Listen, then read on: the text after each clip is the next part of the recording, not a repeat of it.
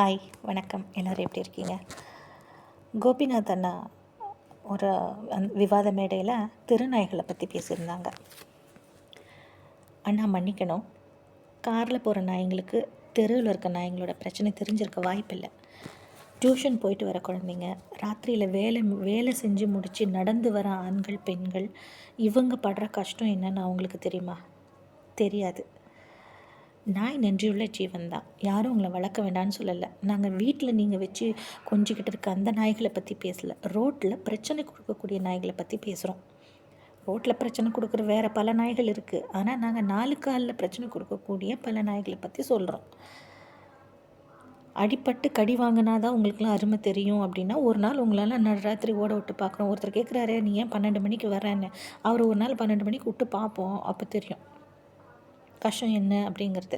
குழந்தைங்க ஒரு கடைக்கு சும்மா பக்கத்தில் இருக்க கடைக்கு போயிட்டு வரதுக்குள்ளே கடி வாங்கிட்டு வந்துடுதுங்க. உண்மையுமே ரொம்ப அராஜகமாக இருக்குது. 2 வீலரில் போகிறவங்களுக்கெல்லாம் நிறைய விபத்துகள் ஏற்பட வாய்ப்பு இருக்குது. சில நாய்கள்லாம் காரணமே இல்லாமல் ரோட்டில் துரத்திட்டு வருதுங்க. கூட்டம் கூட்டமாக நிற்கிறாங்க. அது குறிப்பாக குழந்தைகள் ரொம்ப பாதிக்கப்படுறாங்க. இது ஏன் புரியல? இப்போ நீங்கள் வீட்டில் வளர்க்குற நாய்களே ஆனாலும் கடித்த உடனே, இப்போ ஒரு கடிச்சிருச்சு இல்லை பல்ல பட்டுருச்சு அப்படின்னா டக்குன்னு தள்ள தான் செய்வீங்க. ஐயோ, நான் வளர்க்குற நாய், நீ கட்டியாக பிடிச்சிட்டு போகிறீங்க. என்ன பேசுகிறீங்க? புரியுமிச்சு பேசுகிறீங்களா, புரியாமல் பேசுகிறீங்களா? நம்ம நாட்டோட பிரச்சனையே இதாங்க.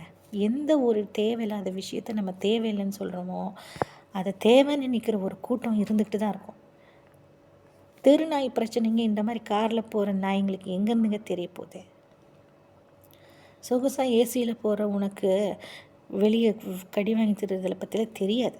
அதனால் ஒன்று சரியாக யோசித்து கருத்து சொல்லணும் சொல்லணும், இல்லைன்னா வேலையை பார்த்துட்டு போகணும். விட்டுட்டு இருக்கிறவங்களெல்லாம் டென்ஷன் பண்ணாதீங்க. இது எங்கள் பிரச்சனை அப்படின்னு தான் நாங்கள் சொல்லிக்கணும். இந்த தெருநாய் பிரச்சனை எங்கள் பிரச்சனை, அது இந்த நாய்ங்களுக்கு புரிய வைக்க முடியாது. விட்டுருங்க. நன்றி.